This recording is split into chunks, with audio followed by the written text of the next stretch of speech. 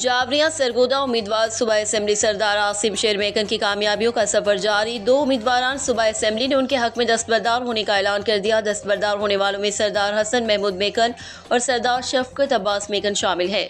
तहसील शाहपुर की मेकन बरादरी का एक बड़ा इज्तिमा करीबी कस्बा सुल्तान महमूद वाला में सरदार हसन महमूद मेकन के डेरे पर होगा, जिसमें सूबा असेंबली PP80 से 2 उम्मीदवार सरदार हसन महमूद मेकन और सरदार शफकत हयात मेकन नून लीग के नामजद उम्मीदवार बराए सूबा असेंबली सरदार आसिम शेर मेकन के हक में दस्तबरदार हो गए। उन्होंने कहा कि सरदार आसिम शेर मेकन इस टिकट के सही हकदार है। वो उनकी जीत के लिए हर मुमकिन इंतखाबी मुहिम चलाएंगे और उन्हें कामयाब कराएंगे। उनकी जीत हल्के की आवाम की जीत होगी। इस मौके पर साबिक तहसील नाजिम और दीगर हजरात ने शिरकत की।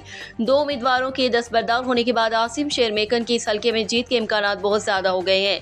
रिपोर्ट जफर अब्बास, तहसील रिपोर्टर, शाहपुर, जावरिया।